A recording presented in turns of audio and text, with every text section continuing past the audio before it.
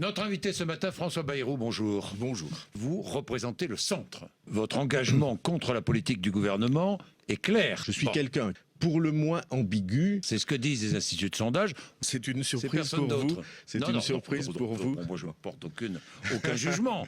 Non, est-ce une surprise pour vous? Ça n'est pas. D'abord, je crois en effet qu'il Oui. y a un assez grand consensus autour de cette idée.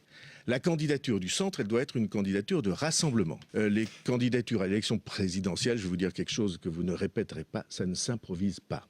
Et je trouve que le gouvernement a été sage parce que pour l'instant, il faut exciter les Français. Vous savez bien que les Français, que je pense et que je dis depuis longtemps, que les Français ne se trompent pas. C'est-à-dire L'élection présidentielle, c'est une élection de vérité.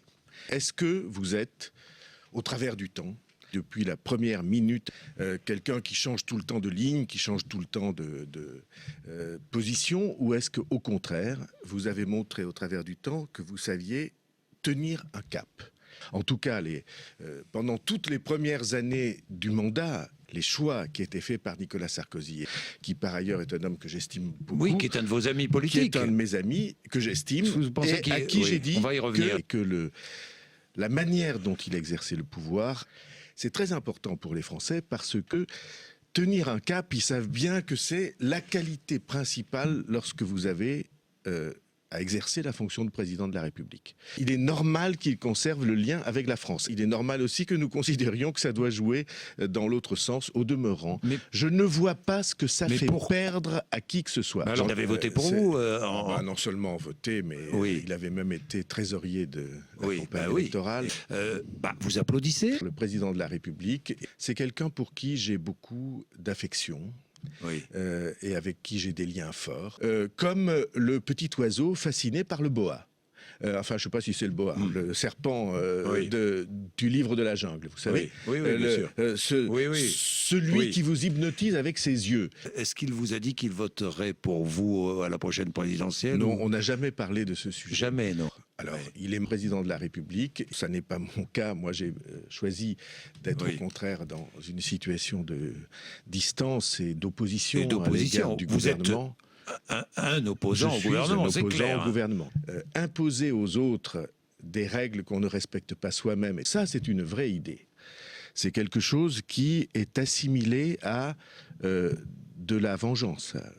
Et ça sera populaire. C'était l'analyse que j'avais faite depuis le premier jour. Alors, regardons l'actualité. Mission d'information sur le droit de la nationalité en France. Le rapport souhaite empêcher la binationalité. C'est ce que demande le Front National et d'autres partis politiques, à gauche comme à droite. Lorsque les élections approchent, on fait miroiter des promesses, puis après des promesses qui ne sont pas respectées. C'est-à-dire, vous n'y croyez pas? Je n'y crois pas. Moi, en tout cas, je pense que la binationalité, c'est un piège. Une nouvelle fois, on va se retrouver dans le mur. Et d'ailleurs, ça s'est toujours produit. C'est la question de l'immigration. Je parle de mémoire parce que je n'ai pas vérifié le chiffre avant de venir. Il y en a 500 000 par an. Oui, évidemment. Vous entendez? Mais ça ne peut pas continuer comme ça. Non, mais... 500 000. Je n'aime pas qu'on prenne les électeurs pour des gogos. C'est-à-dire, tous ceux qui nous entendent savent bien de quoi il s'agit. Pourquoi est-ce qu'en France, nous sommes dans cette peine-là, dans cette difficulté-là? C'est la question de l'étranger, de français ou pas. Oui. Et vous voyez que tout d'un coup, on s'arrête là. Et on comprend l'extraordinaire difficulté que l'on a. Je suis, comme vous savez, élu de Pau. Dans ma circonscription, presque dans mon village, il doit y en avoir 2700 par an. Vous savez bien combien c'est difficile.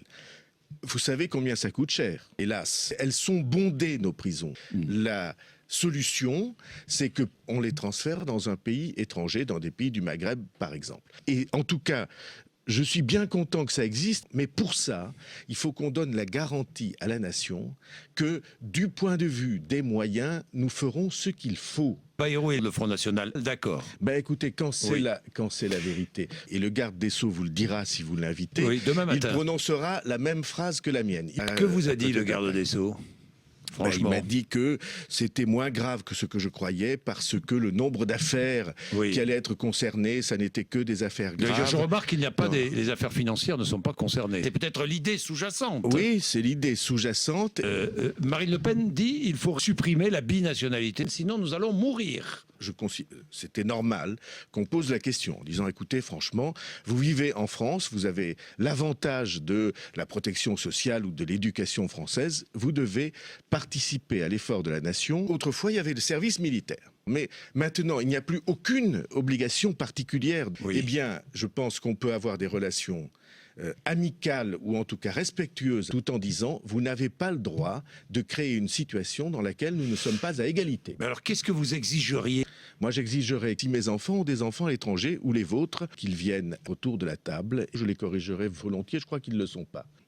C'est-à-dire qu'il y ait on peut même imaginer des compositions de cours d'assises particulières. Mais vous sentez venir la montée du protectionnisme, François Bayrou? Ça n'a pas grand-chose à voir. Ça n'a pas grand-chose à voir. Alors, mais... disons, moi, je n'aime pas cette expression. C'est-à-dire? La Chine, c'est un pays dont un emploi sur 3 à peu près est dirigé vers l'exportation.